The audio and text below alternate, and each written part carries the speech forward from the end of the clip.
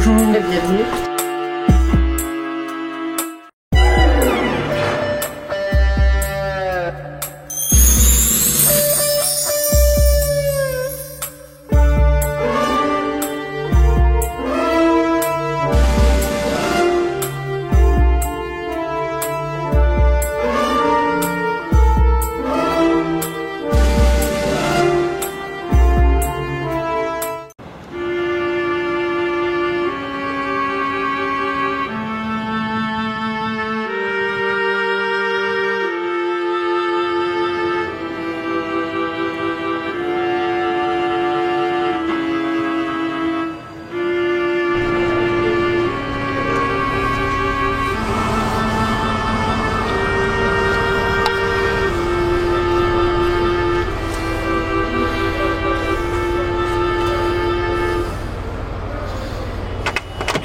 Alors bonjour, c'est pour Chiche TV. Bonjour. Est-ce que vous pouvez vous présenter ce chichement? D'accord. Cécile Roca, je suis coordinatrice du collectif Les Morts de la Rue. Ok. Alors le collectif Les Morts de la Rue, c'est une association? Oui, c'est une association créée en 2002 qui s'appelle Collectif parce que parmi les adhérents, il y a environ 45 associations. Ok, d'accord. Dont le Secours catholique, ATD Carmonde, les Restos du Cœur, enfin voilà, il y a un grand nombre d'associations, des petites et des grandes, qui font partie du collectif Les Morts de la Rue. Okay. Quels sont les objectifs du collectif? Alors il y a 3 objectifs principaux. Le premier, c'est de faire savoir que vivre à la rue mène à mourir prématurément. Le deuxième, c'est tout ce qui va être de veiller à la dignité autour des funérailles, de tout ce qui concerne la mort des personnes. Et le troisième point, c'est tout ce qui est l'accompagnement des proches qui sont endeuillés. Ok. Donc vous avez comme moyen, vous faites des enquêtes sur les personnes disparues? Alors c'est ça, d'une part on recueille l'ensemble des décès en France, donc par différentes sources. C'est autant à partir de nos sources, c'est autant les médias, certaines institutions, certaines associations, des fois des particuliers, qui nous informent de décès, souvent parce qu'ils ont besoin d'aide sur quelque chose.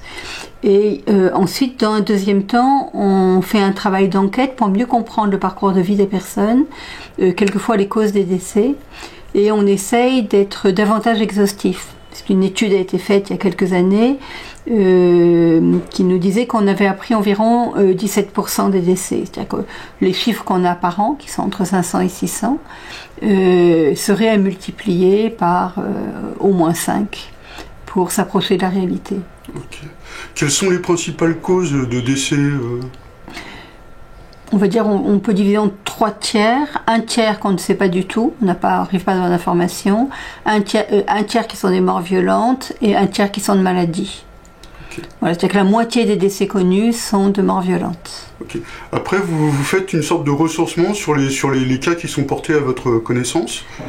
Oui. Et donc sur internet on peut trouver donc des documents. Alors vous pouvez trouver d'une part la liste des décès qu'on essaye de tenir à peu près à jour régulièrement. Les noms sont clairs uniquement quand on sait que les familles sont recherchées ou si les familles nous le demandent. Dans les autres cas on marque uniquement le prénom. Voilà, et tous les décès ne sont pas sur la liste. Si des gens cherchent quelqu'un, il faut qu'ils nous soignent. J'ai vu aussi qu'il y avait des personnes inconnues. Alors il y a 2 sortes, un certain nombre de fois on marque uniquement un homme parce qu'on sait que ou une femme, enfin le plus souvent un homme, parce qu'on sait que la famille ne souhaite pas que le nom apparaisse. C'est pas pour ça que leur identité n'est pas connue. Ah d'accord, ok. Et par contre lorsqu'ils sont vraiment inconnus, on marque un homme non identifié ou une personne non identifiée. À ce moment-là, c'est que objectivement ils ne sont pas identifiés. Ok. Là, il y a eu donc, vous faites des cérémonies chaque année recensant les morts de l'année précédente. Tout à fait. Cette année, il y a eu donc l'histoire du Covid-19. Et donc, vous n'avez pas pu le faire Alors, on n'a pas pu faire l'hommage comme il était prévu dans le 19e sur la place Beach.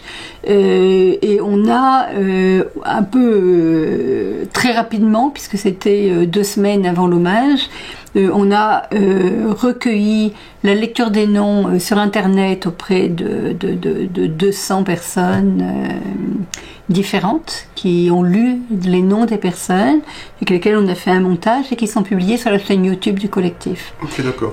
Je mettrai le lien de la chaîne YouTube en description. Très bien, tout à ma fait. chaîne. Et donc voilà. Par rapport aux familles ou aux proches des morts, vous arrivez à en contacter Alors, c'est plus souvent eux qui nous trouvent. Enfin, nous, des fois, on arrive à contacter les personnes, mais par le biais des listes qui sont sur notre site et par le fait qu'on soit un petit peu connus, des familles nous joignent quand ils sont inquiètes ou bien lorsqu'ils demandent si telle personne dont le prénom et l'âge correspondent sont leurs fils, leurs frères. À ce moment-là, souvent, on les informe du décès, c'est eux qui viennent vers nous. Je crois savoir qu'à une certaine époque, alors il y a peut-être quelques années déjà, les corps des SDF étaient donnés à la science. Alors ça, nous, on n'a pas d'informations là-dessus. Ce qu'on peut dire, dans le cadre actuel, c'est complètement impossible. Faire le don de son corps à la science, chacun d'entre nous peut le faire, mais c'est sous la forme d'un testament extrêmement rigoureux et explicite, et les corps n'ont pas le droit d'être pris dans d'autres cas. Donc là maintenant, en région parisienne, Île-de-France, ils sont enterrés au cimetière de... Alors ça dépend. Quand les familles sont retrouvées, elles font ce qu'elles veulent. C'est-à-dire que des fois, les personnes sont ramenées dans un village familial, dans un caveau familial, au pays, etc. C'est-à-dire qu'il y a beaucoup de familles qui s'occupent de leurs morts. Lorsque les familles ne sont pas retrouvées, alors c'est la ville qui prend en charge. Et le plus souvent, c'est en effet au cimetière parisien de Thiers. De Thiers, oui. T-H-I-A-I-S. Absolument. Ne pas confondre avec un autre Thiers. Je sais pas. Il y a un autre Thiers, T-H-I-E-R-S. C'est ce que je ne connais pas, Okay. d'accord. Et donc, s'ils sont enterrés donc, là-bas à Thiers par la ville de Paris, la concession, elle est de 5 ans? Elle dure 5 ans, oui, tout à fait. Okay. Et après ces 5 ans? Au bout des 5 ans, il y a une crémation et les cendres sont répandues dans une prairie du cimetière Okay. Qui a été aménagée, qui est plutôt belle.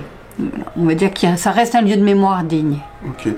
Et à un certain moment, avant, ils étaient mis au Père-Lachaise il y a quelques années. Il y a une période, je suis pas sûre. C'est-à-dire que la crémation a toujours lieu au Père-Lachaise, Ouais. mais les cendres, je crois, retournaient bien au cimetière d'origine. Ah ok, d'accord. Oui. Okay. Donc voilà. Je peux peut-être dire quand même, moi je me permets de rajouter juste une chose, le drame, c'est pas uniquement ces morts-là, mais ce sont des gens qui meurent à 49 ans en moyenne, c'est-à-dire plus de 30 ans plus tôt que la population générale. Le drame, il est là. Parce qu'au bout du compte, nous tous on meurt. Hein. Il y a une égalité là-dessus, hein, c'est que 100% des personnes meurent. Par contre, le drame, quand on vit à la rue, c'est que ça raccourcit la vie d'une manière dramatique. Et là-dessus, c'est pour ça que c'est vraiment un scandale de laisser des personnes vivre à la rue, de ne pas prendre l'ensemble des mesures. Moi, quand je vois l'ensemble des mesures qui ont été prises par rapport au Covid, il y a une vraie volonté gouvernementale jusqu'à paralyser l'économie, c'est-à-dire c'est vraiment des moyens très forts pour des raisons de santé, qu'on ne soit pas capable de faire d'avoir la même volonté pour des personnes qui sont dans une grande difficulté jusqu'à mourir comme à la même âge qu'au Moyen-Âge. Enfin, je veux dire, c'est dramatique. Voilà. Ok. Voilà. Bon, je vous remercie. De rien. Et puis, je vous souhaite une bonne continuation. Bonne suite. Même si vous arrivez en bout de chaîne de la vie d'un SDF, vous êtes quand même là, quoi. C'est déjà... Et c'est important pour la dignité des personnes, c'est clair. Absolument. Merci beaucoup. Merci à vous. Au revoir. Au revoir.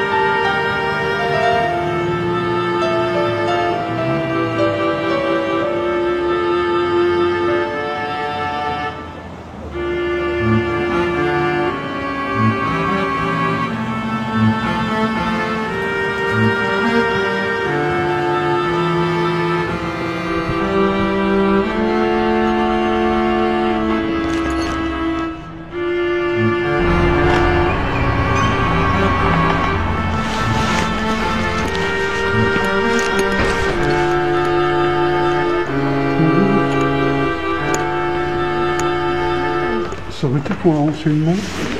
J'aurais voulu savoir par rapport aux SDF qui sont morts de la rue.